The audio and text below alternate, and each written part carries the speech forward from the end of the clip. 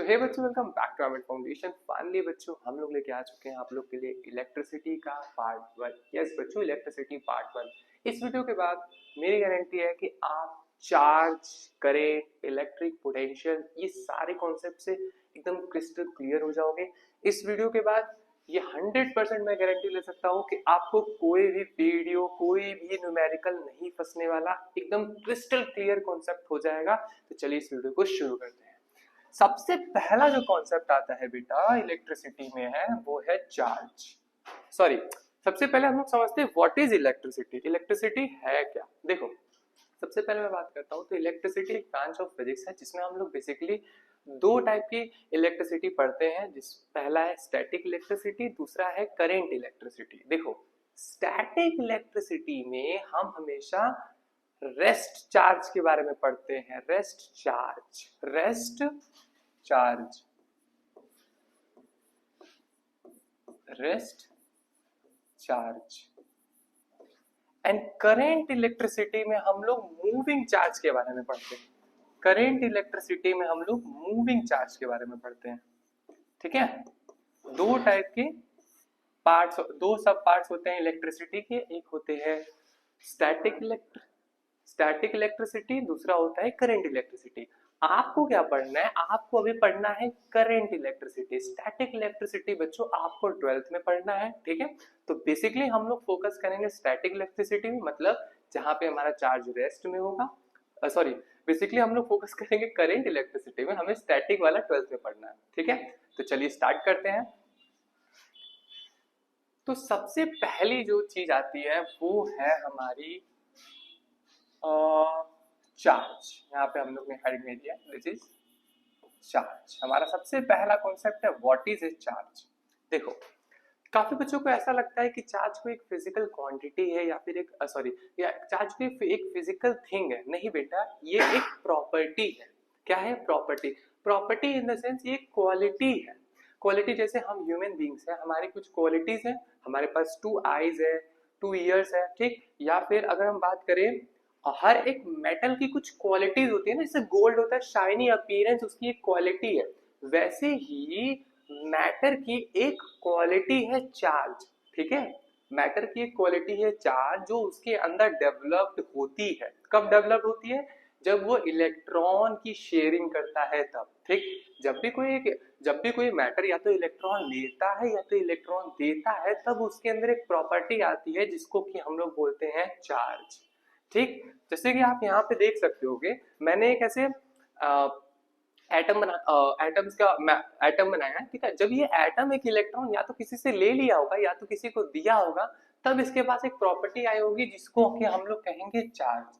ठीक है, तो क्या होता है charge? It is a physical quantity of matter which cause it to experience a force when placed near other electrical charge matter. ठीक है, आई होप ये क्लियर हुआ होगा आप लोग को। ठीक है, अब देखो, किसी भी मैटर में कितना चार्ज आया है इसको हम लोग कैलकुलेट करेंगे। जैसे जैसे फॉर एग्जांपल मैं आपको बताऊं, अगर आपको किसी क्वालिटी को मेजर करना है कि कोई इंसान कितना ज्यादा एक्यूरेट है, तो आप उसको मेजर करोगे, उस हिसाब से आप बताओगे कि कितना ज्यादा वो पर्सन एक्यूरेट डिसीजन लेता है। वैसे ही मैटर के अंदर कितना चार्ज है इसको भी हम लोग कैलकुलेट करेंगे और वहां पे हमारा यूज होगा क्वांटाइजेशन ऑफ चार्ज। ठीक है, क्वांटाइजेशन ऑफ चार्ज क्या है? किसी भी मैटर के अंदर कितना चार्ज है ये है हम लोग कैलकुलेट करते हैं यूजिंग क्वांटाइजेशन ऑफ चार्ज। ठीक, अब कैसे कैलकुलेट करते हैं हम आपको बताते हैं। देखो, सपोज मान लो ये हमारा मैटर है। ठीक है, मैटर बेसिकली एक एटम है। अब देखो यहाँ पे मान लो इसने एक इलेक्ट्रॉन किसी और से लिया। ठीक, इसने एक इलेक्ट्रॉन किसी और से लिया। अब हमें कैलकुलेट करना है कि एक इलेक्ट्रॉन लेने के बाद इसके ऊपर कितना चार्ज आया होगा। हमें क्या कैलकुलेट करना है? एक इलेक्ट्रॉन लेने के बाद कितना इसके ऊपर चार्ज आया होगा। तो मैं कैसे कैलकुलेट करूंगा? मैं सिंपल सा फॉर्मूला लगाऊंगा, Q is equals to NE। ठीक है, यहाँ पे n क्या है? n है मेरा n है मेरा number of electrons and e है मेरा चार्ज ऑन इलेक्ट्रॉन। देखो बेसिकली क्या होता है ना, सिर्फ और सिर्फ इलेक्ट्रॉन या तो जाता है या तो इलेक्ट्रॉन आता है और कोई इन्वॉल्व नहीं होता चार्ज में, ठीक। या तो एक से दूसरे बॉडी में इलेक्ट्रॉन्स जाते हैं या तो एक से दूसरे बॉडी में इलेक्ट्रॉन्स आते हैं, ठीक। इलेक्ट्रॉन्स के सिवा ना तो प्रोटॉन ना तो न्यूट्रॉन ये लोग कभी मूव नहीं करते, सिर्फ और सिर्फ इलेक्ट्रॉन मूव करता है। तो हम जब भी किसी भी बॉडी के ऊपर कितना चार्ज आया कैलकुलेट करेंगे तो हम सिर्फ ये देखेंगे कि कितना उसने नंबर ऑफ इलेक्ट्रॉन को लिया है या तो दिया है, ठीक है। आई होप ये क्लियर हो गया होगा। अब चलिए कैलकुलेट कर लेते हैं। मान लो इसने एक इलेक्ट्रॉन लिया होगा तो एक इलेक्ट्रॉन पे होता है 1.6 into 10 to the power minus 19 coulomb into number of electron यहाँ पे 1, ठीक। अब जरा यहाँ देखो इसका चार्ज कितना होगा, इसका टोटल चार्ज आया होगा इतना, ठीक। सिंपल।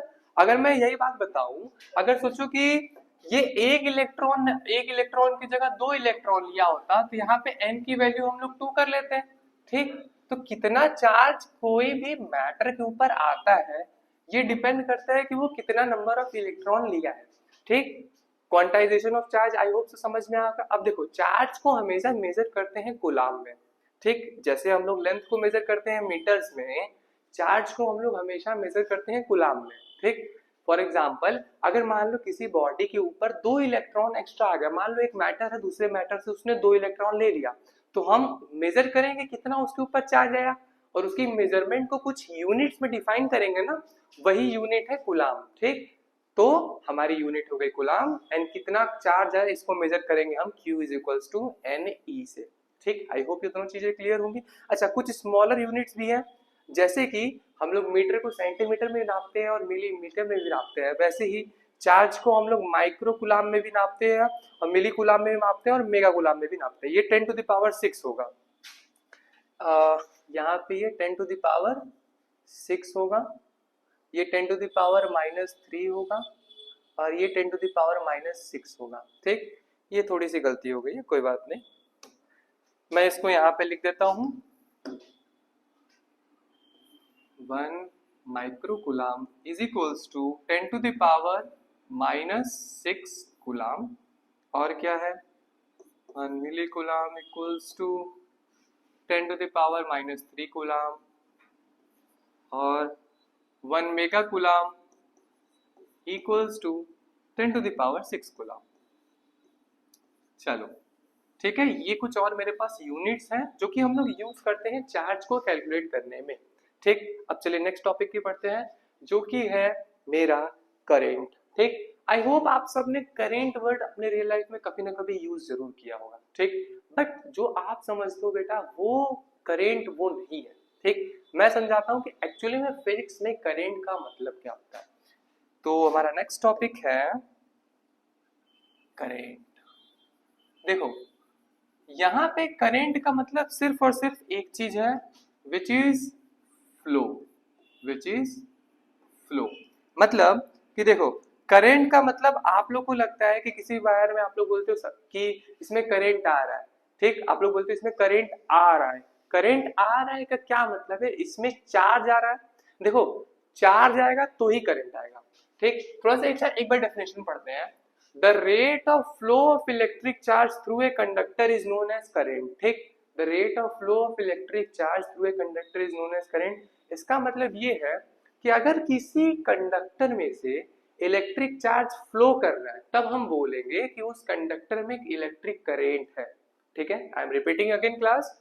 अगर किसी कंडक्टर में मान लो ये देखो मेरे पास बैटरी का नेगेटिव और पॉजिटिव टर्मिनल है, ठीक। अगर इस नेगेटिव टर्मिनल से इलेक्ट्रिक चार्ज, इस नेगेटिव टर्मिनल से इलेक्ट्रिक चार्ज निकल रहा है और इस पॉजिटिव टर्मिनल तक जा रहा है, तब मैं ये बात बोलूंगा कि इस वायर के अंदर इलेक्ट्रिक चार्ज मूव कर रहा है।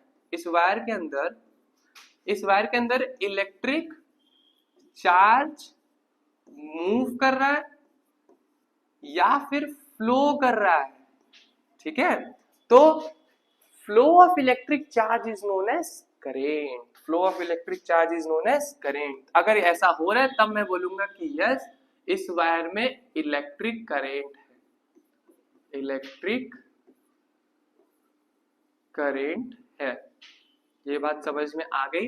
इलेक्ट्रिक करंट का क्या मतलब होता है?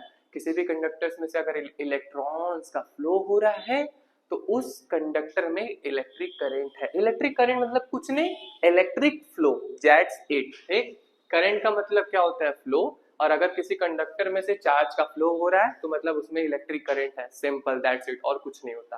ठीक, अब देखो कितना चार्ज का फ्लो हो रहा है, इसको मेजर करने के लिए हमारे पास यूनिट्स होंगे ना।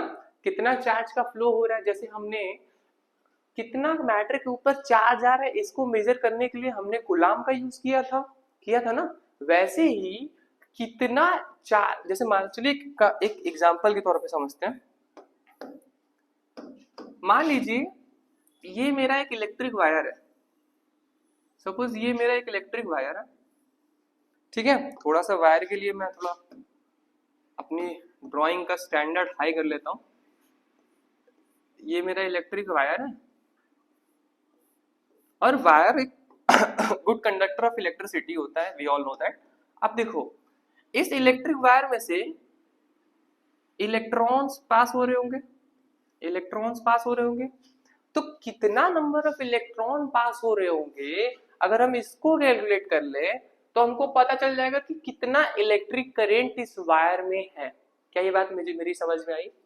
कि अगर हम कैलकुलेट कर ले कितना इलेक्ट्रॉन इस वायर के थ्रू पास हो रहे होंगे, ठीक, इन 1 सेकेंड, कितना इलेक्ट्रॉन इस वायर के थ्रू पास हो रहे हैं इन 1 सेकेंड, तो हमें पता चल जाएगा कि कितना इलेक्ट्रिक करंट है इस वायर का। ठीक, तो लेट्स जस्ट, चलिए इसको एक बार पढ़ लेते हैं। 1 एम, एक मिनट, इसको एक मिनट रुक जाइए, 1 एम्पियर भी रुक जाइए, हम समझाते हैं। देखो हमें इतना पता चल गया कि अगर हम इलेक्ट्रिक चार्ज को, अगर हमें इलेक्ट्रिक करंट को कैलकुलेट करना है तो किसी भी कंडक्टर में से कितने number of flow of electron pass हो रहे हैं उसको अगर हम कैलकुलेट कर दे विद इन 1 सेकेंड तो हमें पता चल जाएगा कि कितना करंट पास हो रहा है। तो क्या मैं ये बोल सकता हूं कि अगर मुझे करंट को कैलकुलेट करना है तो मुझे कितना चार्ज पास हो रहा है इन 1 सेकेंड, कितना चार्ज पास हो रहा है इन 1 सेकेंड, अगर मैं ये कैलकुलेट कर लूं तो मुझे मिल जाएगा करंट। ठीक, तो अगर मान लो 5 चार्ज पास हो रहा है, 5 चार्ज कैसे निकालेंगे? n इंटू ई से 5ne अपॉन टी। थोड़ा सा मान लीजिए सपोज 5 कूलाम जितना चार्ज पास हो रहा है 1 सेकेंड में, तो मैं क्या बोलूंगा कि मेरे वायर के अंदर 5 कूलम ऑफ चार्ज पास हो रहा है 1 सेकेंड में। ठीक, तो मेरे वायर के अंदर 5 कूलम जितना चार्ज पास हुआ, इसी को मैं बोल सकता हूं 5 एम्पियर। क्या मैं बोल सकता हूं? 5 एम्पियर। फिर से रिपीट करते हैं। देखो एम्पियर क्या, ये चीजें समझ में आ जाओगे। अब देखो चलो 1 एम्पियर के डेफिनेशन पे भी एक बार थोड़ा फोकस कर लेते हैं। देखो 1 ampere of current represent on coulomb of electric charge, that is 1 ampere of current represent on a coulomb होगा, represent a coulomb of electric charge. देखो सिंपल सी बात है कि देखो करंट की वैल्यू 1 एम्पियर कब होगी? करंट की वैल्यू 1 एम्पियर कब होगी? ये 1 एम्पियर तभी होगा जब 1 कूलम ऑफ चार्ज 1 सेकेंड में पास होगा किसी इलेक्ट्रिक वायर से। अब इस बात का क्या मतलब है? इस बात का ये मतलब है बेटा कि अगर देखो इलेक्ट्रिक वायर में से 1 कूलम ऑफ चार्ज, देखो 1 कूलम ऑफ चार्ज मतलब 1 इलेक्ट्रॉन मत समझना, ठीक है, 1 इलेक्ट्रॉन नहीं होता है। 1 coulomb of charge is equals to n into E कर लो, ठीक, और तुमको पता है कि 1 इलेक्ट्रॉन पे कितना चार्ज होता है। ठीक, तो 1 coulomb of charge is not equals to 1 electron, पहली चीज तो ये क्लियर कर लो। दूसरी बात कि 1 एम्पियर, देखो 1 एम्पियर करंट तभी हम किसी कंडक्टर में पास होगा बोलेंगे जब उसमें से 1 कूलम ऑफ चार्ज 1 सेकंड में पास होगा। मतलब 1 कूलम जितना चार्ज, सपोज हम चार्ज को ऐसे बनाते हैं, ठीक, 1 कूलम ऑफ चार्ज अगर 1 सेकंड में इससे पास हो जा रहा है तो हम बोलेंगे कि इस कंडक्टर में 1 एम्पियर जितना करंट फ्लो कर रहा है। क्या ये बात समझ में आ गई? आई होप ये बात क्लियर होगी। ठीक, 1 एम्पियर का डेफिनेशन भी यही बोल रहा है। देखो 1 ampere of current represent a coulomb of charge in electric charges that is 6.25 into 10 to the power 18 होगा, ये नीचे आ गया है। 6.25 into 10 to the power 18 charge carries move in 1 second। मतलब देखो 1 कूलम्ब ऑफ चार्ज में टोटल नंबर ऑफ इलेक्ट्रॉन्स होते हैं, 1 कूलम्ब ऑफ चार्ज में टोटल नंबर्स ऑफ इलेक्ट्रॉन्स होते हैं 6.25 into 10 to the power 18 number of electron. ठीक है, तो अगर इतने नंबर ऑफ इलेक्ट्रॉन किसी कंडक्टर में एक सेकंड में पास होते हैं तो हम बोलेंगे उस कंडक्टर में एक कूलम्ब ऑफ चार्ज है। ठीक, अब देखो जैसे कि हमने बात किया था कि कूलम्ब्स की कुछ स्मॉलर यूनिट्स भी होती हैं, वैसे सिमिलरली करंट की भी कुछ स्मॉलर यूनिट्स होती हैं, माइक्रो, मिली एंड मेगा। हाँ ये कूलम्ब नहीं होगा, ये एम्पियर होगा। ठीक, इसको मैं थोड़ा सा यहां पे लिख लेता हूं। देखो 1 micro ampere equals to 10 to the power -6 ampere होगा। 1 milli ampere equals to 10 to the power -3 ampere and 1 mega ampere equals to 10 to the power 6 ampere. ठीक है, तो ये तो था मेरा करंट की smaller units. And current is also scalar quantity. Scalar quantity क्या होती है बेटा? जिसके पास सिर्फ और सिर्फ मैग्नीट्यूड होता है, उसके पास कोई डायरेक्शन नहीं होता है। ठीक है, चलो our next topic is ammeter.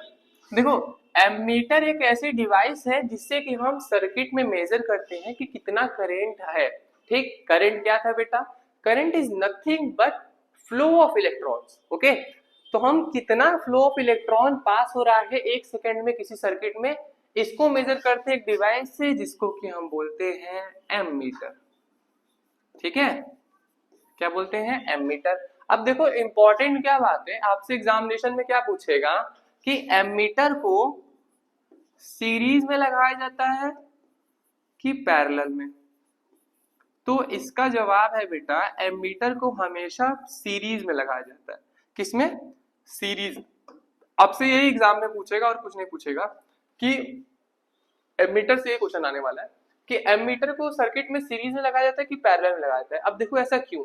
देखो आपको मैं आगे जब सीरीज और पैरेलल पढ़ाऊंगा तो आपको एक चीज सिखाऊंगा कि सीरीज में करंट डिवाइड नहीं होता है, पैरेलल में करंट डिवाइड हो जाता है। ठीक है, तो करंट की एक्चुअल रीडिंग को निकालने के लिए हम लोग एमीटर को सीरीज में लगाते हैं। ठीक, बस दैट्स इट, इससे और कुछ नहीं पूछेगा। यहाँ पे आप एक सर्किट भी देख सकते हो, यहाँ पे मेरे पास एक बैटरी है, ये मेरे एमीटर का साइन है और ये देखिए ये हम सीरीज में इसको कनेक्ट किए। ठीक, चलिए नेक्स्ट टॉपिक की तरफ बढ़ते हैं जो कि है मेरा बहुत important but very very not tough, electric potential. चलिए समझते हैं व्हाट इज इलेक्ट्रिक पोटेंशियल। देखो इलेक्ट्रिक पोटेंशियल को समझने के लिए हम एक छोटा सा एग्जांपल के थ्रू समझते हैं।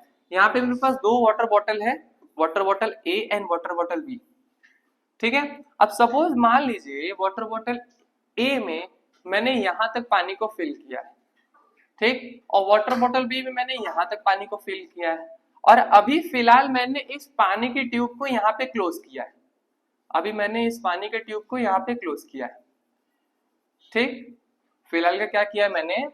अगर हम देखो actually what we are going to learn is, हम यहाँ पे वाटर पोटेंशियल समझ लेंगे, वाटर पोटेंशियल, और जिसकी हेल्प से हमें समझ में आ जाएगा इलेक्ट्रिक पोटेंशियल। ठीक, तो यहाँ अभी तक हमने क्या किया है, हमारे पास दो वाटर बॉटल है A and B. Water bottle A में मेरे यहाँ तक मैंने पानी फिल किया, वाटर बॉटल बी में हाफ मैंने फिल किया। अब देखो अब होगा क्या कि जैसे ही मैं ये बीच की वाटर सप्लाई को कनेक्ट करूंगा, तुरंत water from A to B यहां से यहां पे आना चालू हो जाएगा सिंपली। यहां से वाटर यहाँ पे आ जाएगा। क्यों यहाँ पे ऐसा हो रहा है? क्योंकि यहाँ पे वाटर हाई अमाउंट पे प्रेजेंट है और यहाँ पे लो अमाउंट प्रेजेंट है। वाटर हमेशा हाई अमाउंट से लो अमाउंट तक जाएगा ना, तो हाई कंसंट्रेशन से लो कंसंट्रेशन की तरफ यहाँ पे मूव कर रहा है वाटर। ठीक, इसको बोलेंगे वाटर पोटेंशियल डिफरेंस। इन दोनों के बीच का जो कंसंट्रेशन का डिफरेंस है इसको बोलेंगे वाटर पोटेंशियल डिफरेंस। ठीक, ऐसे इमेजिन करो बेटा, जस्ट इमेजिन कि इसकी जगह आप दो बड़े से बैटरी का एक पॉजिटिव चार्ज हो गया, एक नेगेटिव हो गया। ये मान लीजिए बैटरी का पॉजिटिव है और ये नेगेटिव है, ठीक। तो बैटरी के sorry sorry sorry sorry positive ज्यादा बड़ा होता है, हम नेगेटिव छो बढ़ा दिया। चलो मान लेते हैं ये नेगेटिव है, ये बैटरी का नेगेटिव टर्मिनल है और ये बैटरी का पॉजिटिव टर्मिनल है, ठीक है। ठीक है, जैसे यहाँ पे ये बैटरी का पॉजिटिव दिख रहा है और ये नेगेटिव टर्मिनल दिख रहा है। तो बैटरी का जो नेगेटिव टर्मिनल होता है वो high concentrated amount of charge होता है, ठीक। जिसकी वजह से क्या होता है, जैसे ही हम लोग इन दोनों टर्मिनल्स को कनेक्ट करते हैं, देखो यहाँ पे जब ये वायर सप्लाई से हम इसको कनेक्ट कर रहे हैं ना, इस तरह ये दोनों चीजें कनेक्ट हो गई ना, तो क्या होता है यहाँ से इलेक्ट्रॉन निकलता है और वो तुरंत ही लोअर टर्मिनल की तरफ जाने की कोशिश करता है, ठीक। यहाँ पे हाई कंसंट्रेशन में प्रेजेंट था, यहाँ पे हाई कंसंट्रेशन और यहाँ पे लो कंसंट्रेशन पे। तो हायर कंसंट्रेशन से लोअर कंसंट्रेशन की तरफ हमारे इलेक्ट्रॉन्स का फ्लो होता है और इनकी जो कंसंट्रेशन डिफरेंस है इसी को बोलते हैं इलेक्ट्रिक पोटेंशियल। अब देखो एक बात ध्यान दो कि यहाँ पे इस सर्किट में इलेक्ट्रॉन जो है ऑटोमेटिकली अपने आप तो मूव नहीं करेगा, ठीक है, उसको मूव कराना पड़ेगा। यहाँ पे हाई कंसंट्रेशन में इलेक्ट्रॉन प्रेजेंट है इस बैटरी के नेगेटिव टर्मिनल में, यहाँ पे लो कंसंट्रेशन पे इलेक्ट्रॉन प्रेजेंट है, लेकिन इस हाई से लो तक ले जाने के लिए हमें कुछ ना कुछ वर्क डन करना पड़ेगा उस इलेक्ट्रिक चार्ज पे जो यहाँ पे प्रेजेंट है, ठीक। तो जैसे फॉर एग्जांपल यहाँ से बैटरी से नेगेटिव इलेक्ट्रॉन निकल रहे हैं और यहाँ पे पॉजिटिव टर्मिनल पे जो जा रहे हैं, इन इलेक्ट्रॉन के पास कुछ ना कुछ एनर्जी होगी ना एनर्जी, जिस एनर्जी की वजह से ये यहाँ से यहाँ तक मूव कर रहे हैं और वापस इस पॉजिटिव टर्मिनल तक आ रहे हैं। अब इसको ये एनर्जी दे कौन रहा है, ठीक। अब इसको ये एनर्जी कौन दे रहा है, ये जो हमारी बैटरी है, हमारी जो बैटरी है, बैटरी क्या करती है, बैटरी हायर कंसंट्रेशन पे जो इलेक्ट्रॉन्स होते हैं उनको एनर्जी सप्लाई करती है ताकि वो लोअर कंसंट्रेशन पे मूव करे। ये जो आप इलेक्ट्रॉन देख रहे हो, इन सारे इलेक्ट्रॉन्स के पास कुछ अमाउंट ऑफ वर्क डन है जो कि बैटरी इन पे की है, जस्ट बिकॉज तब जाके वो यहाँ से यहाँ तक ये पूरा मूव कर रहे हैं, ठीक। चलो तो ये है मेरा कॉन्सेप्ट ऑफ, जैसे यहाँ पे वाटर पोटेंशियल था, यहाँ पे हमारा इलेक्ट्रिक पोटेंशियल हो गया, ठीक। लेट्स रीड, अरे एक मिनट, एक और स्लाइड होना चाहिए, हाँ ओके। तो इलेक्ट्रिक पोटेंशियल क्या होता है, ये तो वन पोटेंशियल का डिफरेंस है, work done on a unit positive charge from one point to other, okay okay, we can also use that. देखो हमने आपको क्या बताया था कि जब बैटरी वर्क डन करती है ऑन ए इलेक्ट्रिक चार्ज, यहाँ पे यूनिट पॉजिटिव चार्ज माना गया है, हमने आपको इलेक्ट्रॉन बताया था, वो भी कोई दिक्कत नहीं है, ठीक। बेसिकली वर्क डन होता है इलेक्ट्रॉन पे ही, लेकिन समझने के लिए हम लोग उसको यूनिट पॉजिटिव चार्ज एज्यूम करते हैं, ठीक है। तो work done on a unit positive charge from one point to another is known as electric potential. इस बात को वापस इस फिगर के थ्रू समझिए, यहां से इस पॉइंट से पूरा टोटल इस पॉइंट तक ले जाने में जो वर्क डन लगता है on this electric charge which is done by battery is known as electric potential. I hope ये बात समझ में आ गई होगी, ठीक है। चलो अब देखो अब कितना वर्क डन उस इलेक्ट्रिक चार्ज पे हुआ है इसको मेजर करते हैं हम लोग using this formula V is equals to W by Q। Using this formula V is equals to W by Q, ठीक, V is equals to W by Q। अब कितना वर्क डन हुआ है ऑन दैट चार्ज, इससे हम लोग calculate करते हैं कि कितना हमारा बैटरी का पोटेंशियल है, ठीक। Work done on that unit charge is known as electric potential. अरे ये क्या हो गया, चलो ठीक, तो V is equals to W by Q। अच्छा ये हमें यहाँ पे क्या दिख रहा है, बेसिकली देखिए ये स्मॉल चेंज कैलकुलेट किया है ऑन वर्क डन, ठीक है। आपसे ये जरूर पूछा जाएगा कि डिफाइन 1 वोल्ट, ठीक है, आपसे ये जरूर पूछा जाएगा डिफाइन 1 वोल्ट। देखो जब पहले से इसको पढ़ लेते हैं। 1 joule of work is done in bringing 1 coulomb of positive charge from infinity to a point in an electric field. Then the potential at that point is 1 volt. It is a scalar. बस यहाँ तक।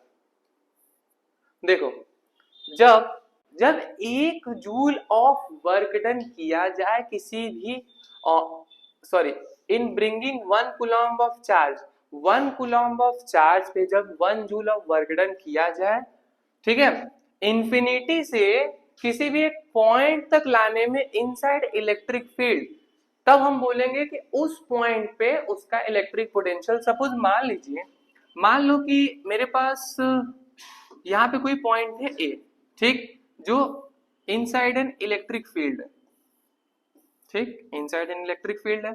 अब मैं infinity से infinity suppose मान लो ये मेरा infinity है, ठीक। अब यहां से मैं पॉजिटिव चार्ज अगर इस इलेक्ट्रिक फील्ड में लाऊंगा तो मुझे कुछ वर्क डन करना होगा इस चार्ज पे, तब ना ये यहां से यहां पे आएगा ना। तो जब मैं इस चार्ज को यहां से यहां लाऊंगा, ठीक, अगर मैंने इस चार्ज पे 1 जूल एनर्जी जितना वर्क किया, कितना 1 जूल ऑफ एनर्जी जितना वर्क किया है, और अगर ये चार्ज 1 कूलम्ब है, ठीक, तब मैं बोलूंगा अगर मैंने 1 जूल ऑफ एनर्जी जितना वर्क किया और ये चार्ज 1 कूलम्ब है, तो मुझे इस पॉइंट तक लाने में, इस ए पॉइंट तक लाने में जितना मैंने एनर्जी वेस्ट किया है वो जितना मैंने एनर्जी लगाया वो होगा 1 वोल्ट ऑफ इलेक्ट्रिक पोटेंशियल के बराबर। ओके, आई होप ये बात समझ में आई होगी। चलो अब हम बात करते हैं electric potential is a scalar quantity. देखिए इलेक्ट्रिक पोटेंशियल का भी कोई फिक्स डायरेक्शन नहीं होता, ये सिर्फ क्वांटिटी, ये सिर्फ और सिर्फ वैल्यूज होती है, ठीक है, इनका कोई फिक्स डायरेक्शन नहीं होता, ठीक। इलेक्ट्रिक पोटेंशियल स्केलर क्वांटिटी होती है, 1 वोल्ट हमने सीख लिया। अब देखो जैसे एमीटर था करंट को मेजर करने के लिए, वैसे वोल्ट मीटर होता है पोटेंशियल डिफरेंस को मेजर करने के लिए, ठीक है। तो वोल्ट मीटर एक ऐसी डिवाइस है जिससे कि हम लोग पोटेंशियल डिफरेंस को मेजर करते हैं, और इसका भी एक ही क्वेश्चन आता है कि ये सीरीज में लगेगा कि पैरेलल में। देखो अगर हम बात करें वोल्ट मीटर की, तो वोल्ट मीटर हमेशा पैरेलल में लगेगा, ये सीरीज में नहीं लगता। क्यों नहीं लगता? क्योंकि सीरीज में पोटेंशियल डिफरेंस चेंज होता है, पैरेलल में चेंज नहीं होता है। देखिए ये सर्किट है हमारे पास, यहाँ पे पोटेंशियल डिफरेंस हमारा सीरीज में लगा है, ठीक। अगर हम एमीटर लगाते हैं यहाँ पे, तो एमीटर हमारा सीरीज में लगता, ठीक है, लेकिन पोटेंशियल डिफरेंस हमेशा हमारा कैसे लगेगा? पैरेलल में लगेगा, ठीक है। तो इस वीडियो के लिए बच्चों इतना ही, नेक्स्ट वीडियो में इसके आगे के पार्ट को हम लोग कवर करेंगे। मिलते हैं आपसे अगले वीडियो में, तब तक के लिए थैंक यू।